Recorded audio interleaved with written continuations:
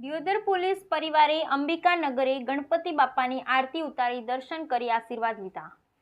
ગણેશ ચતુર્થીની ઠેર ઠેર ઉજવણી કરવામાં આવી રહી છે અને ગણપતિ બાપાની ઉજવણી ભક્તો ઉત્સાહ અને ઉમંગથી ગણપતિ બાપાની સ્થાપના કરતા આવે છે, જેમાં ગણપતિ બાપાની ગણેશ ચતુર્થીના દિવસે વાતે ગાતે બાપાની ગામ તેમજ શહેરોમાં શોભાયાત્રા યોજવામાં આવે છે, જેમાં નાના બાળકો વેશભૂષા તેમજ ભક્તો ડીજેના તાલે ગણપતિ બાપાના ગુણગાન ગાય છે અને સ્થાપના કરે છે અને ત્યારબાદ પાછળના દિવસો ગામ કે શહેરના પંડાલ હોય ત્યાં રાત્રિ ગરબા, નાટકો, વેશભૂષા જેવા અલગ અલગ કાર્યક્રમ યોજવામાં આવે છે।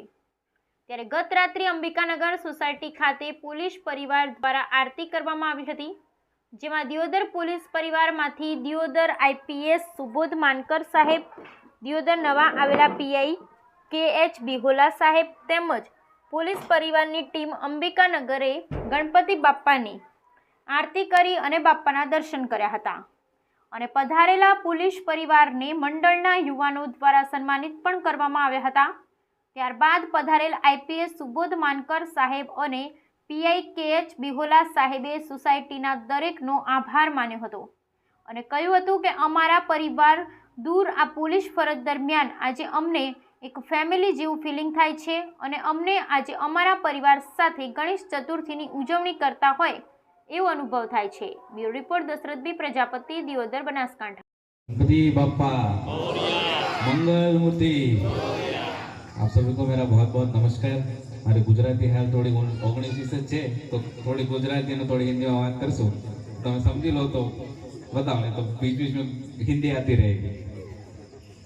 अभी संचालन जो करे उन्होंने कहा हमें कि हम बहुत बहुत कीमती समय निकाल के हम यहाँ पे आए, तो आपका बहुत बहुत आभार।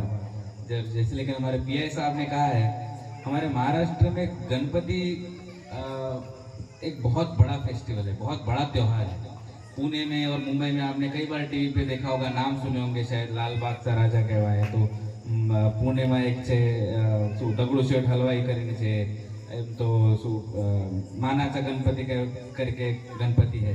तो लोकमान्य तिलक ने जो गणपति की जो त्योहार की जो इतने बड़े पैमाने पे हम मनाते हैं, उसकी शुरुआत पुणे से की थी लोकमान्य तिलक जी ने। तो वहाँ पे बहुत बड़ा त्योहार है और हम भी जब कॉलेज में थे या फिर हमारा भी जब मित्रों का ग्रुप था तो हम भी इस तरह से एक छोटा ग्रुप एक गणपति बिठाया करते थे।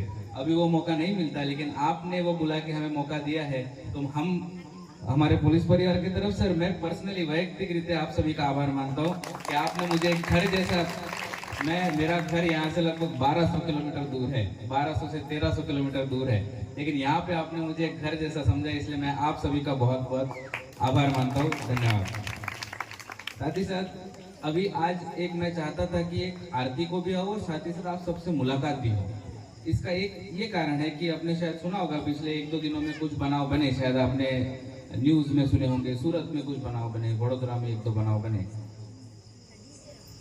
कुछ असामाजिक तत्व होते हैं, हम उसमें उसका और वो असामाजिक तत्व एक धर्म को दूसरे धर्म के खिलाफ लड़ाने का काम करते हैं, जो हम नहीं चाहते। और खुद हमारे गुजरात सरकार की ओर से जो हमारे एचएम साहब है और सीएम साहब है, इन सब की सूचनाएं हैं कि आप जाइए और आप लोगों में वो कॉन्फिडेंस पैदा कीजिए। हो सकता है कभी कोई 2 लोगों में इशू होता है, हमारा काम पुलिस का है और हमारे में हमेशा 2 पक्ष आते हैं, एक भोग बननार हो एक आरोपी हो।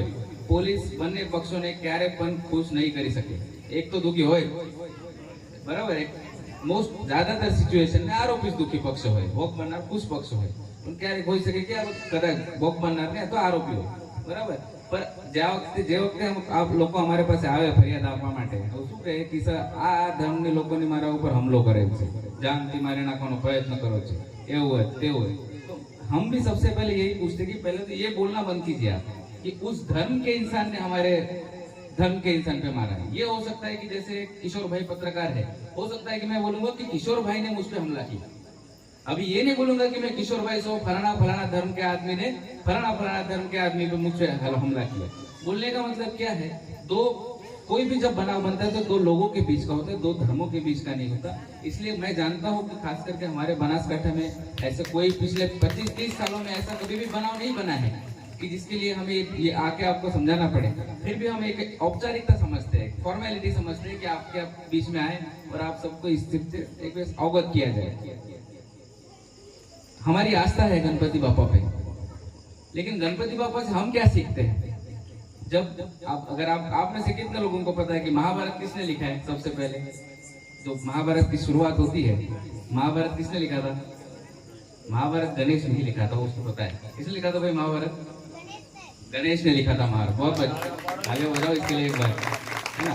महाभारत गणेश ने लिखा था। उससे हम क्या सीखते हैं? महाभारत से तो बहुत सारी चीजें सीखते ही हो आप, लेकिन गणेश को उस समय से आप ये समझ सकते हो कि उनको लिखने पढ़ने की इच्छा होगी, उनको पसंद होगा इसलिए किया। और यहाँ पे आज कई सारी महिलाएं बैठी है, खास करके मैं गुजरात में देखता हूँ महिलाओं में साक्षरता का प्रमाण धीरे धीरे बढ़ रहा है, लेकिन पुरुषों के लेवल का अभी तक नहीं है। ये बात मानते हो आप? महिलाओं में साक्षरता प्रमाण કેટલું છે? પુરુષોને સમાન છે? અત્યારે તો નથી, અત્યારે તો ઓછું જ છે ને મહિલાઓમાં। તો તમે શું सीखो गणेश भगवान थी कि भाई उस इतने वर्षों पहले जब भी होंगे वो, और जब महाभारत हम आज टीवी पे देखते हैं, सब देखते हैं, तो इनसे हम क्या सीखते हैं? खास करके दिकरियों को, लड़कों को तो पढ़ा ही रहे घर के लोग, लेकिन दिकरियों को भी इतना ही पढ़ाओ। मैं आपको दाखला तरीके बताता हूँ, मैं जिस नौकरी करता हूँ, मैं जो IPS की अभी, उसके एक परीक्षा होती है, UPSC कहवाय। तो UPSC में જે વખતે હું સિલેક્ટ થયો હતો 2021 માં રેન્ક 1 ઓલ ઇન્ડિયાની એક્ઝામ હોય, તો ભારત से તમામ ભારત के अलग अलग लोग लगभग 10 लाख જેટલા લોકો આ એક્ઝામ આપે છે, અને 350-400 સીટો હોય, 350-400 સીટો માટે 10 લાખ લોકો એક્ઝામ આપે। તો આ એક્ઝામમાં ઓલ ઇન્ડિયાની એક રેન્કિંગ લાગે, એક્ઝામ કમ્પ્લીટ થયા પછી એક મેરિટ લિસ્ટ લાગે। આ મેરિટ લિસ્ટમાં રેન્ક 1, 2, 3, 4 આ ચારો ને ચાર છોકરીઓ હતી, 5वो છોકરો હતો। मारे 2021 में बात करूं, बराबर। इससे क्या पता चलता है कि मतलब बाहर अगर जाके देखते हैं हम दुनिया में झांक के, तो लड़कियां कहां से कहां पहुंच रही है। पहले मतलब लड़कों से आगे 4 रैंक 1, 2, 3, 4 4 नंबर पे लड़कियां और 5वां लड़का है। इससे क्या देखने को मिलता है कि लड़कियों को जितना ज्यादा हो सकते सिखाओ। कई बार क्या होता है, हमारी जो सोच होती है, हमारी जो दृष्टि होती है, वो संकुचित रह जाती है। मान लो अगर कोई आदमी दियोदर के बाहर गया ही नहीं, तो उसको लगेगा कि दियोदरी दुनिया है भाई, हैप्पी मॉल है, पुलिस स्टेशन है, ये है वो है, बस यही दुनिया है। नहीं, बाहर जाके देखो, अहमदाबाद में अगर हम जाके देखते कितने बड़े बड़े मॉल है, शिक्षा का कितना प्रमाण बड़ा है। तो मेरी आपसे एक विनंती है, एक नम्र विनंती है। एक बहुत ही हम शुभ मौके पे सबसे मिले हैं, तो जैसे इन्होंने एक बहुत ही अच्छा इनिशिएटिव शुरू किया है कि सबको वृक्ष देते हैं, इसी तरह से ये भी आप एक वादा खुद से मन में रखो कि मैं मेरी बेटी को एटलीस्ट ग्रेजुएशन तक तो पढ़ाऊं, कम से कम ग्रेजुएशन हो। यहाँ पे होता है कि 18 की हो गई तो सबसे घर वाले सबसे पहले क्या सोच रहे कि लड़के की भाई शादी करो फटाफट। हाँ, पर ये नहीं, मुझे ऐसा लगता है कि आपको अपने बेटी को कम से कम ग्रेजुएशन तक तो पढ़ाना चाहिए। उसके बाद उसकी अगर नौकरी करने की इच्छा हो, खुद के पैर पे खड़े रहने की इच्छा हो, तो उसको वो मौका मिलना चाहिए। और इसका भार किसके कंधे पे है? आपके कंधे पे और आपके कंधे पे।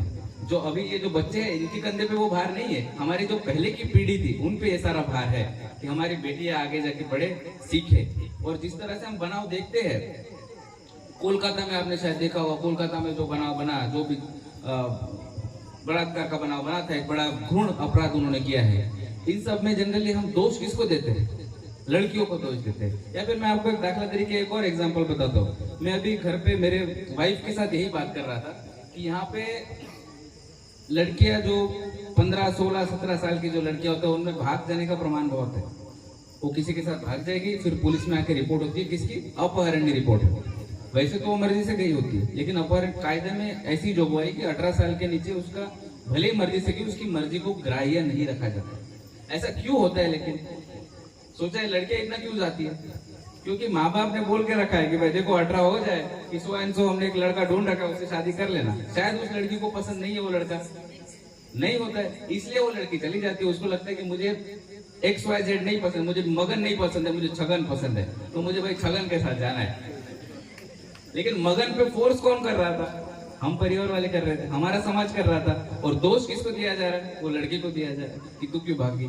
बोलने का मतलब यह है कि हमारे समाज में ऐसे कई छोटे छोटे इशू है जो दबे हुए हैं कई सालों से, जिस पे कोई बात नहीं होती है, लेकिन जिसकी दारोमदार आप पे है, आप पे, हम पे है, पुलिस प्रशासन पे। यहाँ पे कई बच्चे होंगे शायद जो मुझे रोल मॉडल की तरह देखते होंगे कि हमें बड़े होकर आईएएस बनना है, हमें आईपीएस बनना है, किसी को पुलिस इंस्पेक्टर बनना है, किसी को पुलिस में आना है।